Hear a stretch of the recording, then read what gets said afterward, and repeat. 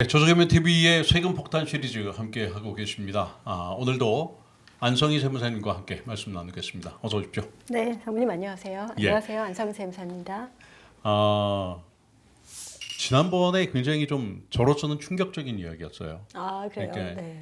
해외에 자녀가 나가 있는 비거주자 자녀에게 증여를 할 때 그 증여세를 부모가 대신해서 낸다 하더라도 그게 증여 재산에 포함이 되지 않는다. 이런 네. 말씀을 해주셨단 네, 말이에요. 네. 이런 특별한 상황, 자녀들의 어떤 상황별 네. 절세 전략에 대해서 이제 말씀을 나누고 있는데 오늘은 조금 특이한 경우죠. 네.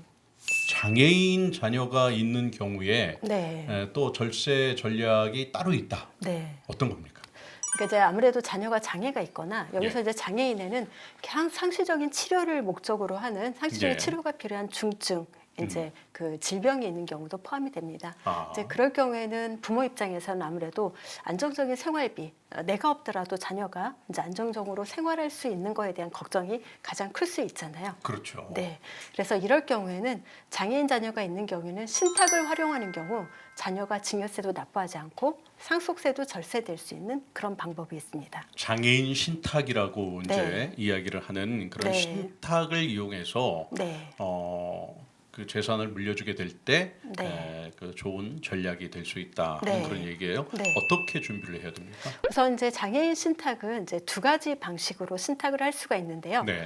부모가 자녀에게 5억 원을 증여하고 이제 자녀가 본인 명의로 신탁을 하는 이제 자익 신탁과 자익 신탁. 네, 근데 부모가 그냥 5억 원을 가지고 자녀를 수익자로 해서 신탁하는 이제 타익 신탁이라고 하는데요. 일반적인 거죠. 네네, 예. 그 두 가지 방법으로 신탁을 할 수가 있습니다. 그러니까 자녀가 네. 스스로 수익자가 되는 경우가 있고 네. 계약자 겸 수익자가 되는 네, 거죠. 네, 네. 그리고 부모가 이제 계약자가 되고 자녀가 수익자로 해서 네, 이런 네. 신탁을 하는 타익 신탁 네, 네, 네. 두 가지를 말씀해 주셨어요. 네, 그래서 이제 주의해야 될 점은 신탁 조건이 이제 사망 시까지 수익자를 변경해서는 안 되고요. 네. 그다음에 자녀가 수익자가 돼야 되고 당연히 하겠죠. 예. 그리고 이제 법정 신탁회사에 신탁을 해야 됩니다. 예. 그래서 상사 신탁만 가능합니다. 그러니까 사망시까지라는 얘기가 누구의 사망시를 이야기하는 이제 건가요? 장애인 자녀의.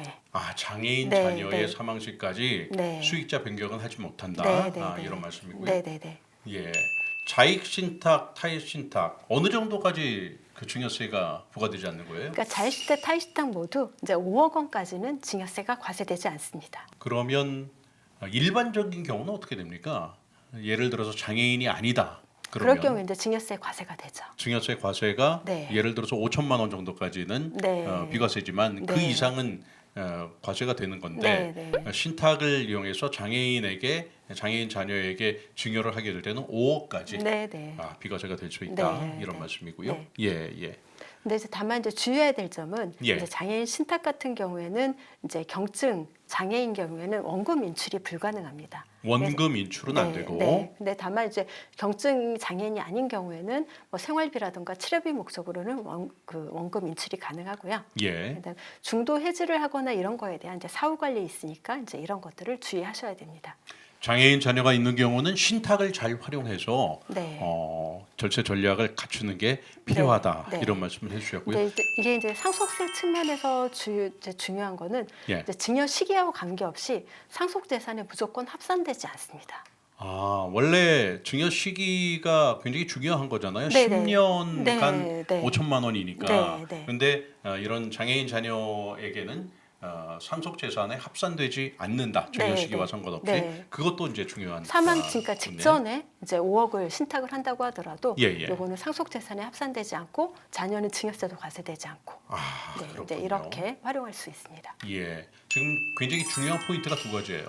네. 그러니까 신탁을 이용해서 5억 원까지 네. 절세할 수 있고 네. 그다음에 그렇게 증여한 신탁을 네. 통해서 증여한 장애인 자녀의 이 증여가 나중에 상속에 또 포함되지 네, 네. 않는다 네, 네, 하는 네. 것도 굉장히 중요한 네, 네. 이야기가 네. 되겠군요. 예. 네. 또 어떤 팁이 있나요? 그다음에 이제 보험금을 활용한 또 이제 증여 전략이 있을 수 있습니다. 보험이요. 네. 예. 그러니까 자녀가 매년 수령하는 보험금이 예. 4천만 원 이내가 되도록 보험 계획을 체결하면 자녀가 받는 보험금에 대해서는 증여세가 과세되지 않습니다.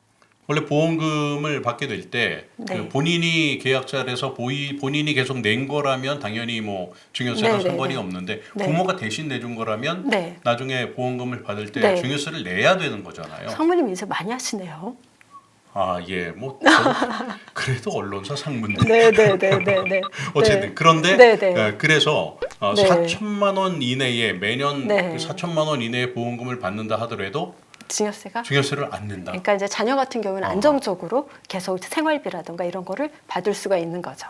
이것도 장애인 자녀만 가능한 아, 거예요? 네, 가능한 장애인 자녀만 그렇죠. 가능하고요. 예. 그러면 4천만 원이 되게 하는 금액을 이제 예. 원본으로 따지면 10년이면 4억, 20년이면 8억 정도를 불입하면 4천만 원 정도가 가능합니다. 아, 4천만 원을 매년 네. 받는다면 그렇게 이제 10년에 한 4억 정도, 네, 네. 20년에 8억 정도 불입했을 때 네. 매년 4천만 원씩을 받을 수가 있는데 네, 네. 그러한 경우에 전부 다 증여세가 과세되지 않는다는 네, 것도 네. 중요한 네. 포인트가 될 것 네. 같습니다. 근데 이제 보험은 신탁과 다른 게 이제 원금 인출이 이제 가능하고요. 예. 그다음에 해지도 이제 언제든지 가능한 이제 예. 그런 특이점이 있습니다.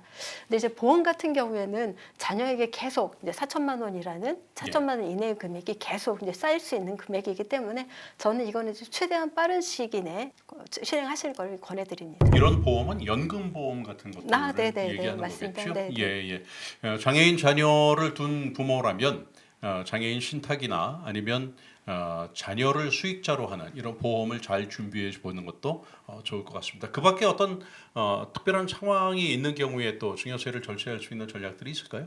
네. 특별한 상황에 대한 증여세 절세 전략은 예. 제가 다음 편에 소개시키도록 하겠습니다. 알겠습니다.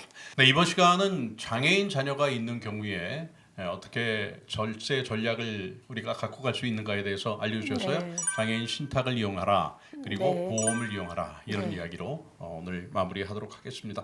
다음번에는 이제 특수한 또 다른 네. 상황에 네. 따른 증여세 절세 전략에 대해서 알아보도록 하겠습니다. 고맙습니다. 네, 감사합니다.